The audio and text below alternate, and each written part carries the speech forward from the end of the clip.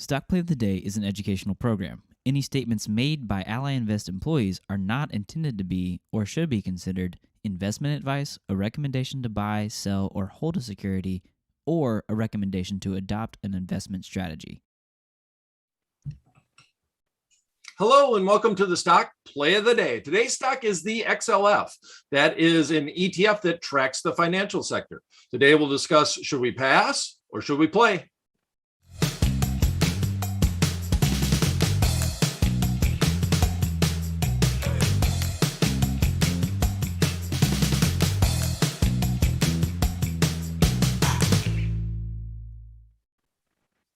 Hello, my name is Brian Overby. I'm the Senior Options Analyst at Ally Invest. And I'm Callie Cox, Senior Investment Strategist at Ally Invest. All right, Callie, well, let's start by looking at a chart in the S&P 500 index. We got a little bit of a bounce back after a scary day yesterday. I'm going to highlight a couple things that we've been talking about on the Stock Play of the Day. I've had this channel up for some time, going all the way back to the beginning of May. And we did highlight that we're kind of hoping to get a breakout. We just kept meandering towards new highs, had a little bit of a breakout in the channel, but I don't even know if you can actually call it a breakout. It just kind of hung out there for a little bit, and then it failed. And that's usually a bad thing for the marketplace. We talked a lot about it being September, and September being one of the worst months in the marketplace overall. And we've also, in a lot of our newsletters and on Stock Play of the Day, talked about the 50-day moving average, which I'm highlighting here as the red line. And that has been the line in the sand for the S&P 500 index for at least 6 months to a year. It seems like we haven't been able to break below that 50-day moving average. Well, guess what? We did this time around. Now we're in the bottom end of the channel. I actually put in a different moving average. I put in a 100-day moving average. The blue line here, I kind of added that because I kind of think that actually provided a little bit of a support, a little bit of the bounce back yesterday that we saw going into the close. But the 200-day moving average, I think, is in play. If we do break officially out of that channel, which if we would have had a down day today, I would have been a little bit more nervous about it. But we'll see if we do close up by the end of the day. But if we do, that puts that 200-day in play, which is another 5% below. All right. So as far as the chart is concerned, not looking good, Callie. What do you see in going on in the marketplace this week?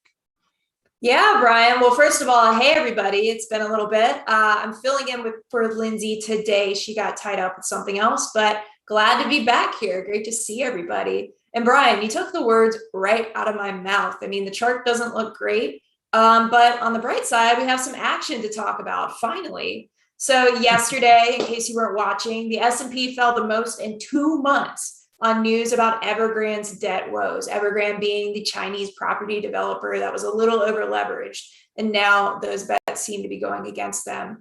As far as market movement, it was kind of an orderly drop, or as orderly as a 2% drop could be. And the S&P, like Brian alluded to, ended up bouncing off of its 100-day moving average in the middle of the day. So today, stocks are rebounding. That's good, but we aren't exactly out of the woods yet, and there's a palpable nervousness in the air. We opened up in the S&P, then we dipped down for a little bit, and now we're back up. So it's definitely not a convincing up day. And if you look at the internals, defensive stocks like consumer staples and healthcare are leading the day, which is not quite what you want to see in a market that is supposedly moving on from a rough day. So we're still kind of processing over here what exactly is going on. And if you're an Ally Invest customer, which I hope you are, you got an email yesterday with our thoughts on the sell-off and what happens next. So check that out, but I will sum them up for you right here. Don't worry. So lately, the market's been trying hard to sort through what's signal and what's noise. And as you've seen, there's been a lot of noise to digest. We have a debt ceiling fight. We have Evergrande. We have the Fed, we have the infrastructure bill, a lot of headlines coming out. And yesterday, the market took the Evergrande news as signal over noise. But honestly, the Evergrande headlines are looking pretty noisy as well.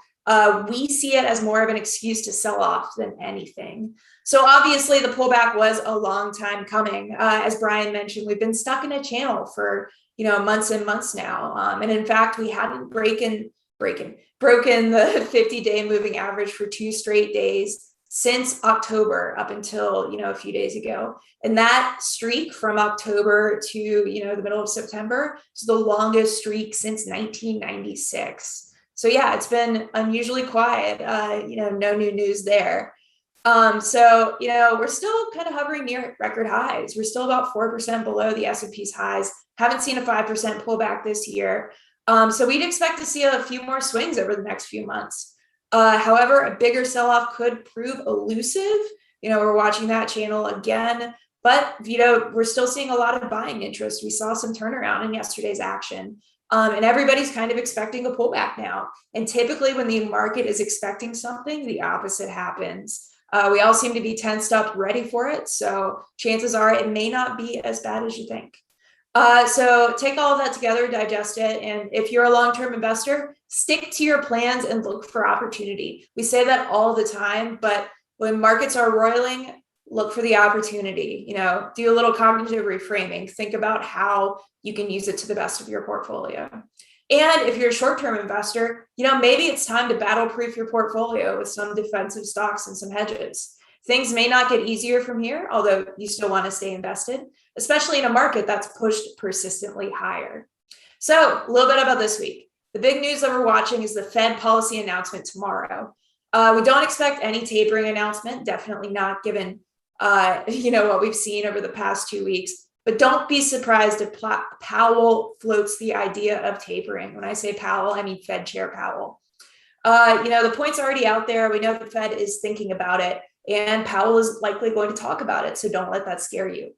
The market may not like it, but just think long term here. There's a good chance the Fed doesn't taper anytime soon because of all this noise going on. And our view on tapering is it's not really a big change in the grand scheme of things, but it's definitely symbolic, and it gets the market thinking on if the Fed is moving too soon, possibly making a mistake.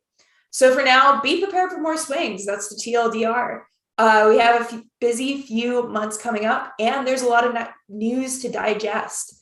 So it'll be interesting to see if we revisit the lows again in this sell-off or test that channel again. So that was a word vomit. Brian, lots to talk about in the stock market world, but I want to hear what you're seeing in the volatility world. So tell us about the VIX. Yes, the VIX is interesting once again. So I do have my VIX watch list up here inside the Ally Invest platform. We see the VIX is down a little bit today because we got a lot of green. Look at the S&P 500 index, that's up. Interest rates are going back up a little bit, just a smidge. Russell 2000 index is up a little. We have gold trading a little bit higher today. So there's a lot of green overall on the indexes. We're seeing the VIX actually come down because of that, but we're still at a very high range. So the VIX is now trading at a 23 handle. That means that we are above that magic 20 level that has been a very interesting number ever since we had the downturn that was caused by the pandemic. And I'm showing that over here on our chart. This is actually that 20 level. Whenever we get above that, we almost hit the 30 handle yesterday. I think the high was around 28 after the downturn, and then the VIX kind of came down going into the close because we had a small rally. But I always find it interesting to look out in time and see where the VIX is trading. We look at the January of 2022 coming up. It's so hard to say. It's trading above 25% right now. And we had that December expiration is 24.5. So we did have the move up in the futures contracts, and that hasn't really came back down. But the VIX is obviously a more volatile, the actual spot index is more volatile than usually the futures are. But it's interesting to see them up around that 25 level. Once again, talking about uncertainty in the marketplace. Even if we do get a little bit of a bounce back, there's still a lot of nervousness in the marketplace. And that's what the VIX is showing us overall. Now, this week, we're going to try to take some opportunity on the downturn and look at some of the industries that were a little frothy, maybe got a little bit of a pullback, and look at some of those type of strategies. So this week, we're going to talk about the XLF. So let me bring up the chart on the XLF, and I'm just going to kind of highlight a lot of things happened in the XLF that were very similar to what we saw in the S&P 500 index. Now, we kind of stalled out, right? We had a big run up and it looked like it was trying to make a new high just going into September, and it just couldn't quite do it in the XLF. And once again, this is the ETF that tracks the financial industry. And then we see the 20-day moving average wasn't really doing much, but that 50-day was really the line in the sand that we saw a lot in the S&P 500 index, and it was providing some support. Well, we had the big down day after that. We blew through the 50-day, and I still have the 100-day moving average in from the S&P 500 index. So down maybe around the 35 level, that looks kind of interesting as far as the channel is concerned. The high end is all the way up here around 39, and obviously we had a couple of touches right in this area. And with my crosshairs, I'm just kind of showing you this is a fairly interesting area. And hopefully that provides a little bit of support. That's down around the 200-day moving average. So this is going to preference the strategy that we're going to look at today. But with that said, I want to pass it back to Callie. Let's talk a little bit about financials this week, Callie. Yeah, let's do it, Brian. All right. So when Brian and I were talking about which stock to highlight in this week's stock play of the day, yesterday we were talking. So knowing that the market was selling off, we were like, all right, so this is happening. It feels a little uneasy, but where do you step in and catch that falling knife? And I say that and preface it with catching a falling knife is never a good idea in life or in the markets. But we were talking about what's falling and where do we see that opportunity? Where can we step in and use an unfortunate market event kind of to our advantage when we're thinking about our portfolio and the opportunities sitting out there. So today we are looking for opportunity or catching a falling knife. Again, don't do that in real life or in the markets. But, think about what's falling and think about, where you see long-term potential and try to mesh those two in. So I say all that to say, we're looking at financials today, specifically the XLF, which is the Financial Select Spider ETF. It's one of, if not the most popular ETF tracking US financial companies. That's banks, insurance companies, asset managers, stuff like that. One of the biggest and most popular ETFs tracking financial companies on the public markets. And to go back to my little falling knife spiel, financials as a group had a pretty rough day yesterday. And it kind of makes sense. So we talked about how yesterday was all about Evergrande and Evergrande's debt woes. And there was a lot of concern that international banks would have some exposure to Evergrande's bad debt and liabilities. And that in turn could lead to a breakdown in the financial system. And since everything is connected in the world, obviously US banks could have been, a little more exposed to that. But if you believe yesterday's Evergrande sell-off was overblown and it won't be as big of a story, or, the Lehman moment that everybody's talking about and the market's making out to be, then this might be your chance to take the other side in an embattled sector and maybe, tap into some potential. And in our opinion, financials still look pretty good long-term. The consumer is strong. The economy could still grow at an above average rate through the end of next year. And rates seem to be holding their own at the moment. That was one of the biggest surprises for us yesterday. How well the 10-year yield held up on a day when the S&P, fell more than 2% at its worst point. And these are all great storylines for financials. Plus, as the market looks past this unfortunate, tragic wave of COVID, we could see a resurgence in reopening stocks, especially if rates move higher. And financials can be part of that group. So getting a piece of them now could set somebody up nicely if this particular storyline, plays out over the next quarter or so. All right, Brian. So let's talk about a strategy where you take advantage of the bearish mood in financials and Evergrande's Lehman moment and, set yourself up for a bullish trade. I want to hear what you have for us there, and I'm talking too quickly. But before I pass it over, listeners, watchers, viewers, toss us some questions. Drop your questions in the chat because we will be answering them live at the end of the show today. You have questions, we hopefully have answers for you. All right, Brian, show us the trade. All right. And I always want to emphasize that on the stock play of the day, whatever we do is not meant to be a recommendation. Last week, we actually went out and we looked at Apple. We talked about the nervousness in the marketplace where the VIX was at a little bit of a spike up. just some strategies that you can use going into the year end to try to protect some of the gains that you may have. And in particular, in the tech stocks, we looked at selling a cash secured put. Oh, I'm sorry. That's what we're going to talk about today. We looked at selling a covered call. We looked at using those proceeds to buy a put, which means you would have a covered call and a protected put on stock that you may own. And that is actually called a collar. So we went through all those different scenarios. And in particular, we went into more detail on it on the stock play of the day overtime, which is part of the playlist if you want to go back and check those out. Just some ideas if you're still nervous. We're still in September. We still got October coming.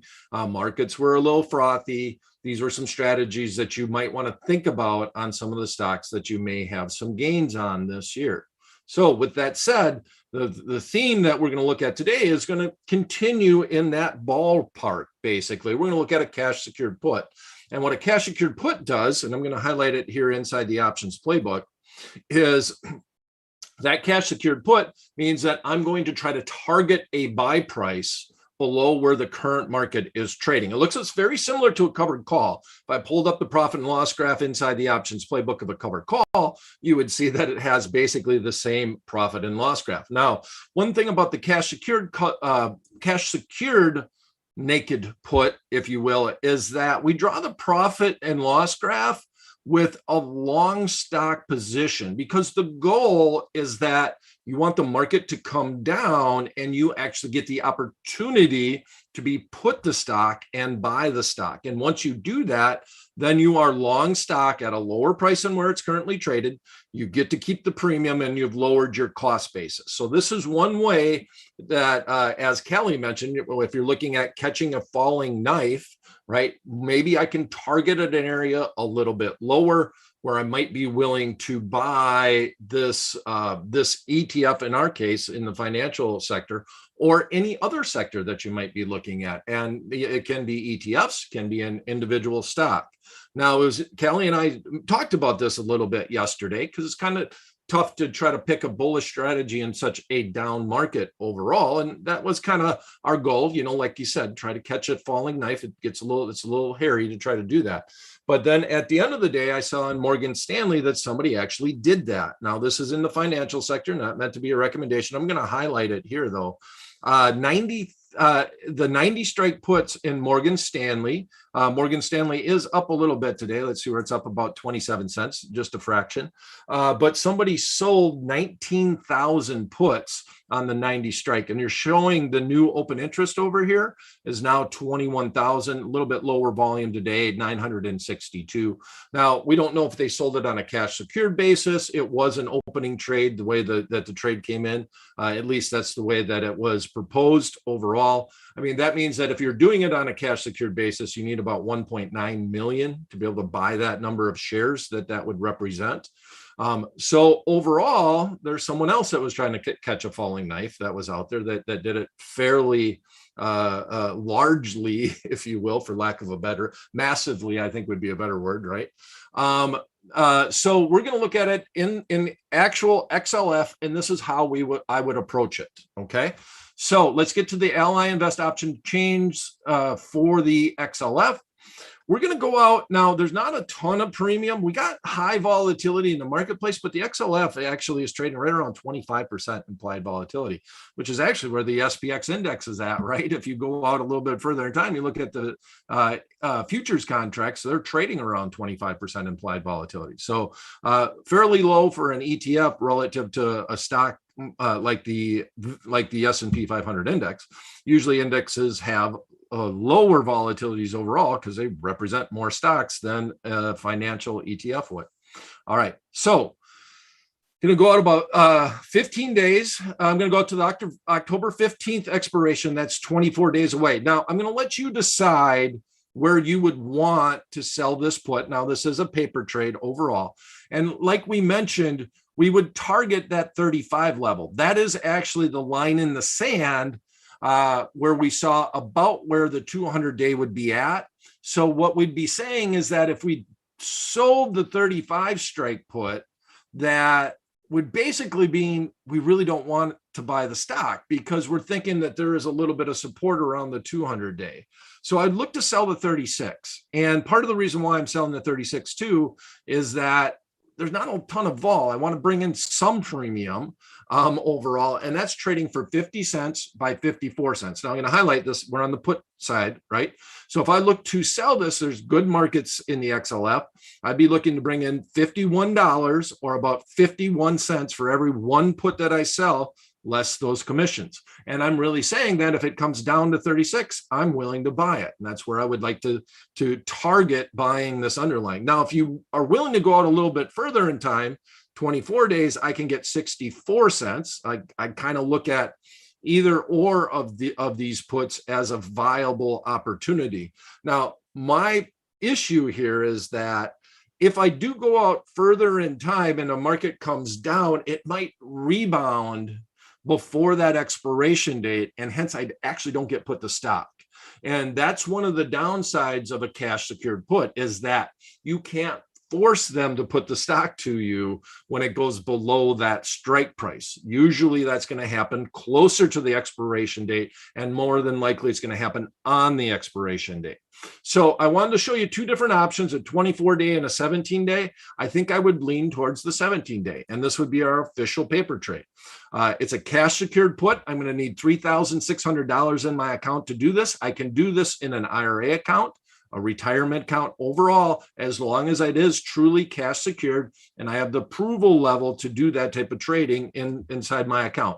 In other words, the options approval level. So we go down, we're looking at the XLF, October 8th expiration, 36 strike put. I'm going to put it in the right rail. That makes it the official paper trade for the week, hoping that the stock will come down and give us that opportunity to buy that stock at a lower price. And not only are we buying it lower than where the market's at, around $36, we'd be looking to buy it at $36 minus the, well, let's call it 50 cents. Right now it's 51 on the bid, and mid is 52. I'll just click 51. The market's fairly tight, so I wouldn't mess with the midpoint on this trade overall. And so we'd be looking to buy it right around $35.50. That would be our cost basis on that underlying stock. One way that we can kind of catch a falling knife. But if I'm doing this where I am trying to catch falling knives overall, I do want to lean on the technical analysis. I want to try to find a range where I think there may be some support in the marketplace. But overall, once you do it, you'd be looking at a longer term hold. You'd be holding the stock more as a long-term position, and you're getting in the financials. They had a good run up. They kind of came back a little bit. Maybe it's time to get back in. That's basically your outlook on the marketplace. All right, so we've really gone through a lot of protective strategies with options over the last few stock plays of the day. So think about this as your portfolio as we're getting into the year end. Where would you like to get in? Maybe this is an opportunity to try to get back into the marketplace and buy some of the things that you already missed, that you felt like you missed out on. And also think of these strategies as an opportunity. Maybe I sell a couple calls on a stock that I wouldn't mind selling before the year end. Maybe I buy a protective put to protect some of the gains that I've had.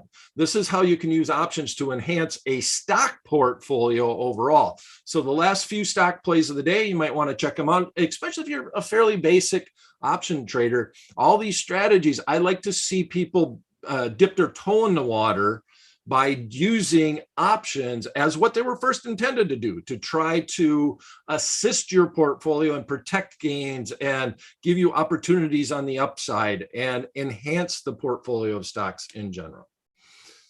All right, Kelly, we got a few minutes left, I see here by looking at my clock. Do we have any questions? Yeah, Brian, I think we have a few. And by the way, I love what you just said about using options to enhance your portfolio. Very, very wise words, but always expected from a guru like Brian.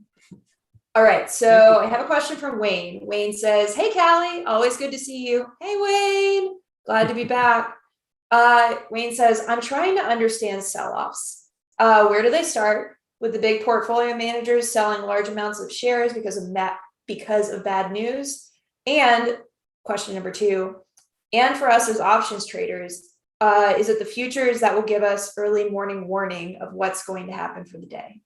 Well, Wayne, that's a really good question. And those are really heady questions too. I'll start off by saying every sell-off is different. And there are definitely institutional shops that trade on momentum. So when the market goes up, they buy, market goes down, and they sell. There's a lot of herd mentality in the markets these days, for sure. I mean, you can see it if you look at the market intraday, and that can lead to big up or down days like we saw yesterday.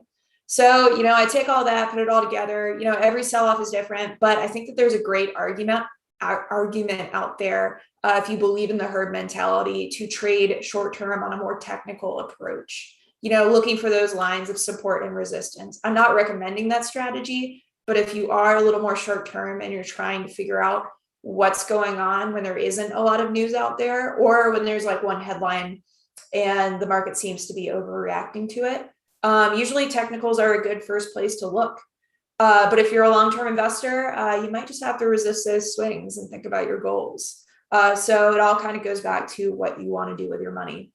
And yeah, S&P futures, or the E-minis, as some people call them, they can be a good indication of what will happen in the market before the market even opens. I personally watch them myself when I'm, thinking about the market and it's like 8 a.m. and it's about an hour before the market opens. But I'll add that the market has had a tendency lately to reverse itself versus futures. Not a pattern, more of an observation. So lately, when the futures have been falling, the market has tended to open up and then reverse itself higher, and vice versa. So just something interesting I've noticed. But yeah, I like watching the futures to see what will happen in the markets for the day. All right, that was a mouthful, but I love the heady stuff, Wayne. So thank you for asking that. Roland has a question for you, Brian. Roland says, hi, can you talk about iron butterflies and condors at expiration? And the question is, do you have to sell options, or can you let them expire if in the middle of the price of the butterfly? So for example, on 95, 100, 105, and the price ends the day at 99. What do you think? All right.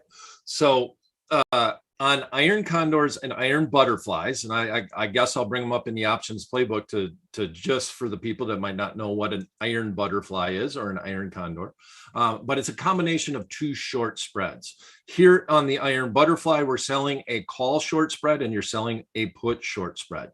So the question is, if we land somewhere between strike A and strike B, can I just be exercised and assigned? Now, this is why people in general like to do this on index options, because index options are cash settled. So iron condors are more common over my years of teaching options. I see it more commonplace with individual investors doing them in indexes like the S&P 500 or the NASDAQ, the NDX. I've seen some in the Russell 2000 overall. So those indexes that are cash settled just means that you get to the expiration and all that happens is cash goes either into your account or out of your account. You don't end up buying all 500 shares of the S&P 500 index basket and then selling it, right?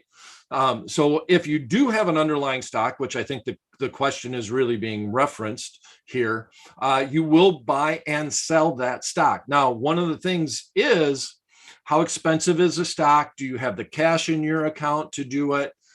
Can you exercise and then be assigned? Everything is on the table if you don't close out the position. The risk department of each brokerage firm might look at the trade differently depending on the conditions in your account.